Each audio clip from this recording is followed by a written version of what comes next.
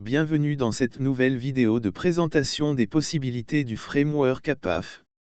Aujourd'hui, nous allons commencer une série de présentations sur l'utilisation d'APAF sur une carte Raspberry Pi. Le Raspberry Pi est un petit ordinateur monocarte, créé par la fondation Raspberry.org. Depuis la sortie du Raspberry Pi 1, en 2011, avec ses 256 mégaoctets de RAM, ce ne sont pas moins de 5 générations, et de multiples variantes, qui ont vu le jour. Le Raspberry Pi 2, sorti en 2014, possède un gigaoctet de RAM et 4 ports USB. Le Raspberry Pi 3, puis le Raspberry Pi 3B+, apporte en 2017 un gain de performance appréciable, sans changement du form factor, et une architecture 64 bits. Le Raspberry Pi 4, en 2018, puis 5 en 2022, voit le connecteur HDMI plein format disparaître mais propose des versions équipées de 1, 2, 4 ou 8 gigaoctets de RAM. Il existe même une version du Raspberry Pi 5 avec 16 gigaoctets de RAM. La mise en œuvre d'une carte Raspberry Pi est très simple. Une fois le Wi-Fi configuré, une carte micro SD et une alimentation correcte peuvent suffire. On pourra aussi utiliser un câble Ethernet et un câble HDMI et un ensemble clavier et souris par USB.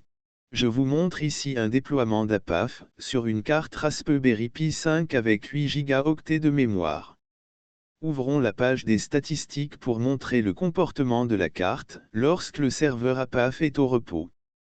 Comme attendu, les serveurs CouchDB et APAF sont les deux processus dominants. Mais l'ensemble tient parfaitement sur un gigaoctet. C'est pour cela que APAF supporte les cartes Raspberry Pi 3, 4 et 5. Au repos, les 4 cœurs Cortex-76 sont occupés à moins de 2%. Comme on le voit, une petite carte Raspberry Pi à moins de 80 € est largement suffisante pour déployer un serveur APAF chez soi. Cependant, à bien y regarder, il y a peut-être une autre raison pour vouloir utiliser APAF avec une carte Raspberry. Avez-vous remarqué ces connecteurs à 40 broches, situés en haut de la carte? Ces connecteurs sont appelés ports GPIO. Ils fournissent une interface d'entrée-sortie à la carte Raspberry que nous allons pouvoir exploiter depuis APAF. Nous allons donc, dans de prochaines vidéos, découvrir quelques cartes d'extension GPIO et comment APAF va faciliter leur utilisation. En particulier, carte d'expérimentation, matrice de LED,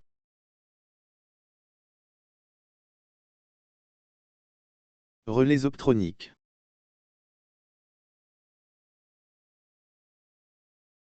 contrôleur de moteur pas à pas, contrôleur de servomoteur. Nous verrons aussi qu'il existe tout un ensemble de caméras spécifiques aux cartes Raspberry pour capturer des images fixes ou des séquences vidéo. Basse définition, fisheye, autofocus, infrarouge, haute définition, et enfin basse lumière. Merci d'avoir regardé cette vidéo.